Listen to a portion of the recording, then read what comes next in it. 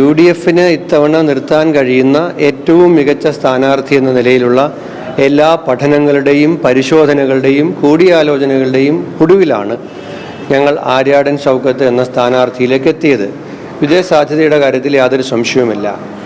അൻവറുമായി ബന്ധപ്പെട്ട അദ്ദേഹത്തിൻ്റെ പാർട്ടി മുന്നണിയിലെടുക്കുന്നതുമായി ബന്ധപ്പെട്ട്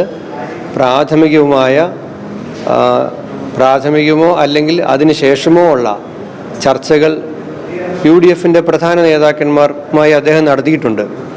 അത് സംബന്ധിച്ച് UDFൻ്റെ നേതാക്കന്മാർ തമ്മിൽ ആശയവിനിമയമുണ്ട്. വളരെ പോസിറ്റീവായ തീരുമാനങ്ങളുണ്ടാകും. ഈ തെരഞ്ഞെടുപ്പിൽ അദ്ദേഹത്തിൻ്റേതടക്കമുള്ള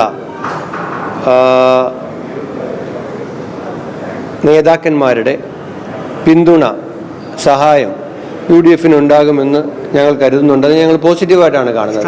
സമ്മർദ്ദം എന്ന നിലയിലല്ല, ഒരു സമ്മർദ്ദവും ഇല്ലാതെയാണ് ഞങ്ങൾ സ്ഥാനാർത്ഥിയെ തീരുമാനിച്ചത്. ഒരു സമ്മർദ്ദവും ഇല്ലാതെ തന്നെ ഞങ്ങൾക്ക് ഈ തെരഞ്ഞെടുപ്പിനെ മുന്നോട്ട് കൊണ്ടുപോകാൻ കഴിയും.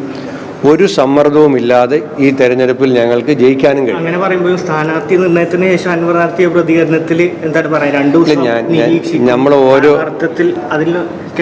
തെരഞ്ഞെടുപ്പ് ജയിക്കുക, അതിനുശേഷം 26-ലെ നിയമസഭാ തെരഞ്ഞെടുപ്പ് ജയിക്കുക തുടങ്ങിയ വലിയ ലക്ഷ്യങ്ങളുമായി മുന്നോട്ട് പോകുന്ന ഞങ്ങൾ ഏതെങ്കിലുമൊക്കെ പ്രസ്താവനയുടെ മേലുള്ള പ്രതികരണം നടത്താനോ അതിൻ്റെ പിന്നിലുള്ള ചർച്ച നടത്താനോ, ഞങ്ങളെക്കുറിച്ച് ഇപ്പം നിങ്ങൾക്ക് സ്ഥാനാർത്ഥിയെക്കുറിച്ചൊക്കെ ചോദിക്കാൻ പറ്റുന്നുണ്ട്. ഇടതുപക്ഷത്തിന് ഇതുവരെ സ്ഥാനാർത്ഥിയായിട്ടില്ല. മറ്റുള്ളവർ അവരെന്ത് ചെയ്യണമെന്ന് തീരുമാനിച്ചിട്ടില്ല. അപ്പം ഞങ്ങളെ സംബന്ധിച്ചിടത്തോളം ഞങ്ങൾ അക്കാര്യത്തിലൊക്കെ വളരെ മുന്നിലായി കഴിഞ്ഞു. ഞങ്ങൾ ഒരു തരത്തിലും നെഗറ്റീവായ ഒരു സമീപനവും ആരോടും എടുക്കില്ല. ഒരു സമ്മർദ്ദവും ഞങ്ങൾക്ക് ഈ കാര്യത്തിൽ ഉണ്ടാകാനുള്ള അനുവാദവും ആർക്കും നൽകില്ല. അങ്ങനെ മുന്നോട്ട് പോകും.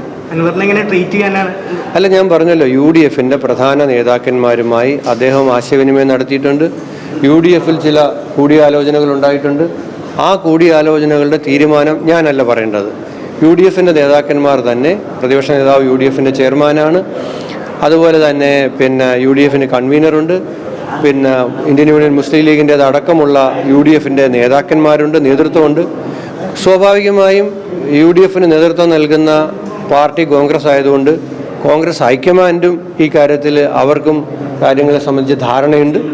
എല്ലാത്തിൻ്റെയും കൂടെ അടിസ്ഥാനത്തിൽ എന്തായാലും നിങ്ങൾ അധികം വൈകാതെ വളരെ നല്ല തീരുമാനങ്ങൾ ഉണ്ടാകും.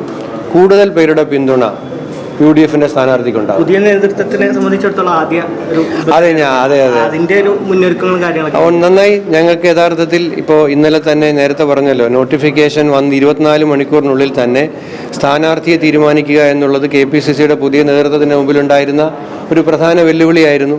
ഞങ്ങളത് ഇന്നലെ വളരെ കൃത്യമായി ഭംഗിയായി ആ കാര്യത്തിൽ വിജയിക്കാൻ കഴിഞ്ഞു.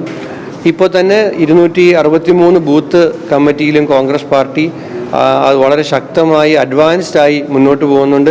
8000-ഓളം വോട്ടുകൾ അവിടെ പാർട്ടിയുടെ ബ്ലോക്ക്, മണ്ഡലം, ബൂത്ത് ഘടകങ്ങളുടെ നേതൃത്വത്തിൽ ചേർത്തിട്ടുണ്ട്. അപ്പോൾ എല്ലാ തരത്തിലും നിലമ്പൂരിൽ അഡ്വാൻസ്ഡ് പൊസിഷനിലുള്ളത് UDF ആണ്. അത് റിസൾട്ടിലും ഉണ്ടാകും. അതെ, അത് തന്നെ നോക്കൂ. എത്ര അഡ്വാൻറ്റേജാണ് നമുക്ക് നൽകുന്നത്. ഇടതുപക്ഷം നോക്കുന്നത് കോൺഗ്രസിൽ നിന്ന് എന്തെങ്കിലും കിട്ടുമെന്ന് നോക്കി നിൽക്കുമായിരുന്നു. അത്ര ഗതികേടാണ്. പാലക്കാട് അങ്ങനെയാണ് അവരൊരു സ്ഥാനാർത്ഥി ഉണ്ടാക്കിയത്. കേരളം ഭരിക്കുന്ന ഒരു പാർട്ടിക്ക് സ്ഥാനാർത്ഥി ദാരിദ്ര്യം ഉണ്ടായി വരികയാണ് കുറേ ആയിട്ട്. പാലക്കാട് അതുണ്ടായി, മലപ്പുറത്ത് നിലമ്പൂർ വന്നപ്പോഴും അതുണ്ടായി. UDFയിൽ നിന്ന് എന്തെങ്കിലും കിട്ടുമെന്ന് വിചാരിച്ചിട്ട് ഇങ്ങനെ കാത്തു കെട്ടിക്കിടക്കേണ്ട ഒരു ഗതികേട് ഭരിക്കുന്ന പാർട്ടിക്ക് ഉണ്ടാവുക എന്നുള്ളതാണ്. ഇപ്പോൾ ഈ നിലമ്പൂർ ഞങ്ങൾ ജയിക്കുമ്പോൾ ഒരു പ്രത്യേകതയുണ്ട്. നിങ്ങളെ പറഞ്ഞത്, പുതുപ്പള്ളി നമ്മളെ കയ്യിലുണ്ടായിരുന്നതാണ്, തൃക്കാക്കര നമ്മളെ കയ്യിലുണ്ടായിരുന്നതാണ്, പാലക്കാട് നമ്മളെ കയ്യിലുണ്ടായിരുന്നതാണ്. LDFൻ്റെ കയ്യിലുണ്ടായിരുന്ന ഒരു സീറ്റ് അവർ അധികാരത്തിലിരിക്കുമ്പോൾ ഞങ്ങൾ പിടിക്കാൻ പോകുന്നത് നിലമ്പൂരാണ്. അപ്പോൾ തിരിച്ചു പിടിക്കലിൻ്റെ തുടക്കം നിലമ്പൂർ തുടങ്ങും.